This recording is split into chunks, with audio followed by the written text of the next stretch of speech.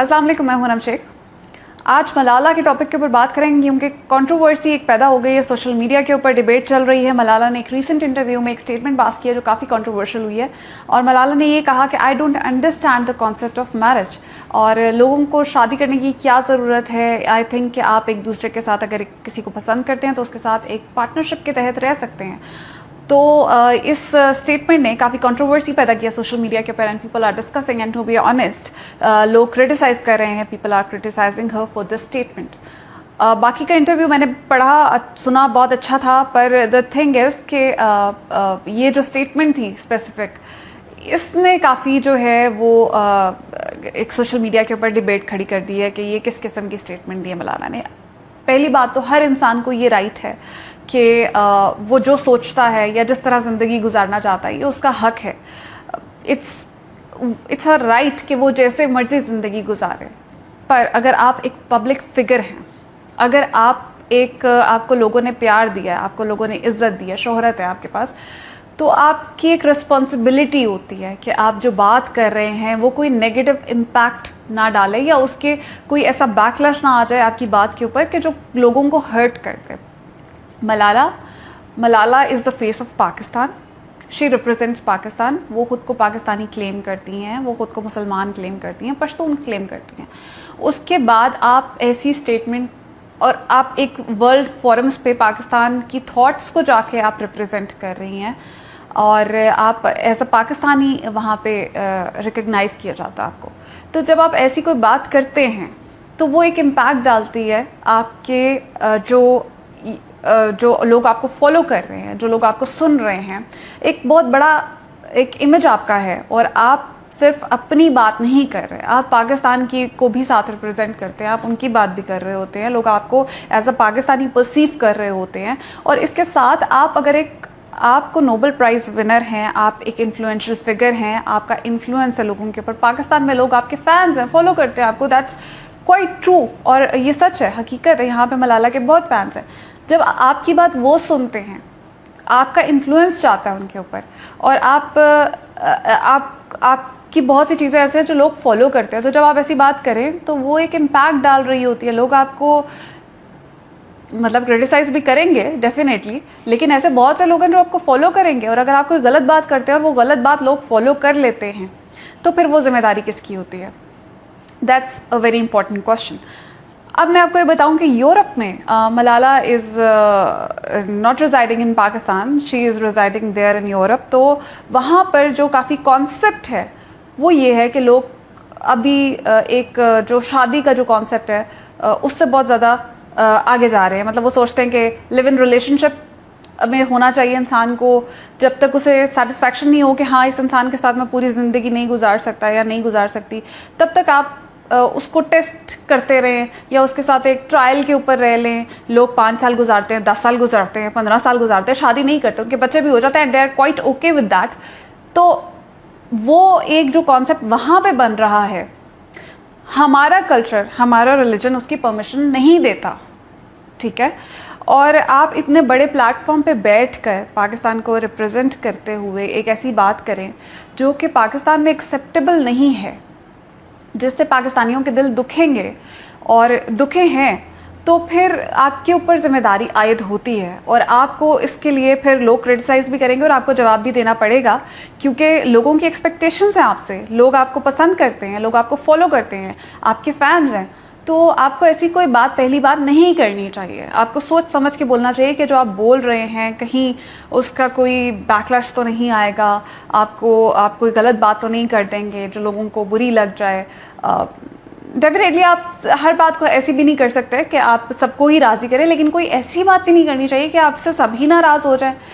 तो अभी यहाँ पर इस वक्त जो चीज़ चल रही है वो ये है कि आपने एक बात कर दी और उस बात को आपने कहा कि ये काफ़ी लोग कह रहे हैं नहीं आउट ऑफ कॉन्टेक्स्ट लिया जा रहा है, या काफ़ी लोग ये भी कह रहे हैं कि उसने बहुत ज़्यादा एक इंजरी सर्वाइव की है, शी इज़ अ सर्वाइवर और उसने बहुत ज़्यादा एक पेन से गुजरी है।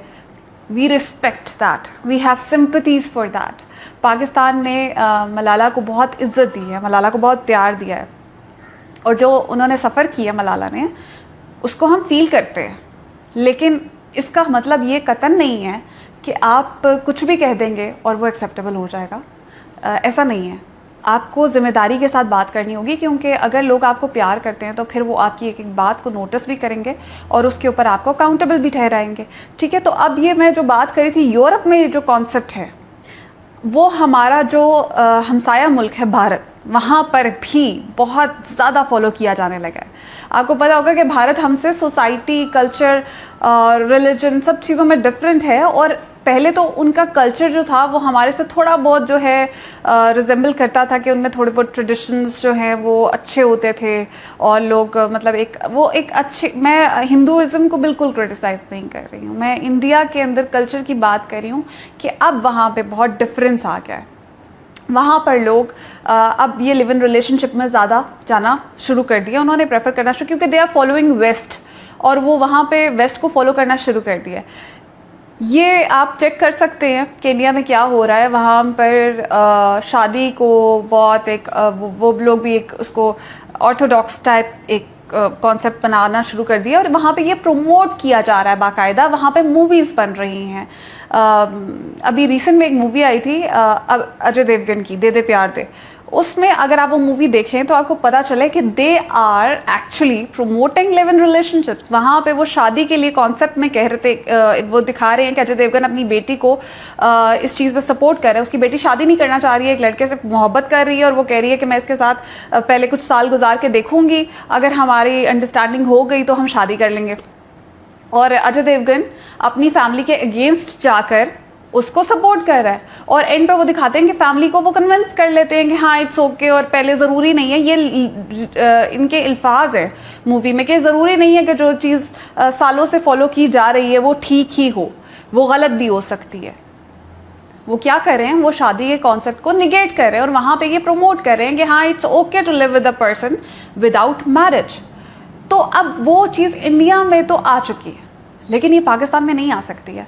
और जब कोई ऐसे यहाँ पर एक स्टार्टिंग ऐसे ही होती है ना, कि आप किसी चीज़ से स्टार्ट करते हैं, किसी स्क्रैच से स्टार्ट करते हैं, और आहिस्ता आहिस्ता आहिस्ता उसको बिल्ड करते हैं।